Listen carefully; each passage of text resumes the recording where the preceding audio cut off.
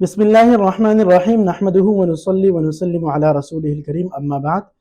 محترم ناظرین، آج ہم انشاءاللہ نماز کے فرائض کے بارے میں پڑھیں گے، یعنی نماز کے وہ ارکان جو نماز کے اندر فرض ہیں، اگر ان میں سے کوئی ایک رکن بھی ادا نہیں کیا جائے تو نماز فاسد ہو جاتی ہے، خراب ہو جاتی ہے، اور سجدہ سہو کرنے سے بھی نماز درست نہیں ہوتی۔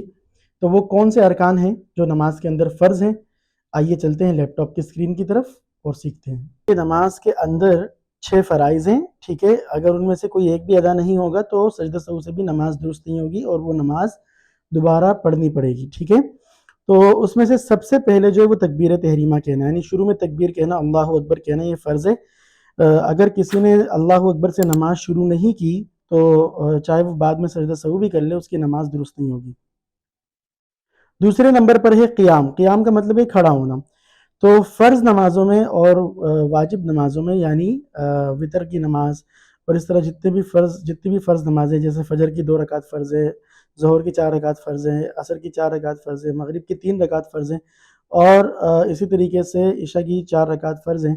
تو ان فرائض کے اندر اور وتر کی 3 رکعتوں کے اندر جو ہے قیام کرنا، یعنی کھڑے ہو کر کے رکعت ادا کرنا، یہ فرض ہے۔ اگر کوئی بغیر عذر کے بیٹھ کر کے نماز ادا کرے گا تو اس کی نماز درست نہیں ہوگی، چاہے وہ بعد میں سجدہ سہو بھی کر لے، اس کی نماز درست نہیں ہوگی، بلکہ وہ نماز دوبارہ سے پڑھے گا۔ ہاں، نوافل کے اندر، سنتوں کے اندر کھڑے ہونا فرض نہیں ہے۔ اگر کسی نے بیٹھ کر نماز ادا کر لی بغیر کسی عذر کے تو اس کی نماز مکروہ ضرور ہوگی، ثواب میں کمی آئے گی، لیکن فاسد نہیں ہوگی، خراب نہیں ہوگی، دوبارہ پڑھنے کی ضرورت نہیں ہوگی۔ اچھا، اس کے بعد جو ہے وہ تیسرے نمبر پر ہے قرأت۔ قرأت کا مطلب یہ ہے کہ قرآن پاک کی کم از کم 3 آیتیں پڑھنا، ٹھیک ہے؟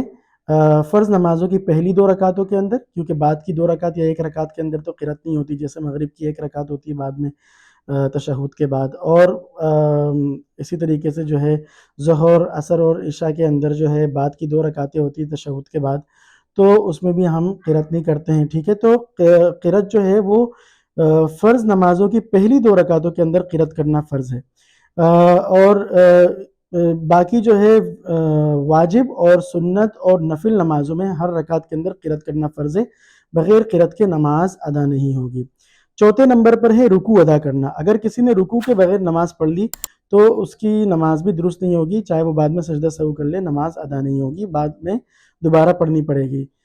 5ویں نمبر پر ہے دونوں سجدے ادا کرنا۔ اگر کسی نے ایک سجدہ ادا کر دیا، دوسرا بھول گیا تو اس کی نماز بھی درست نہیں ہوگی، چاہے وہ بعد میں سجدہ سہو بھی کر لے۔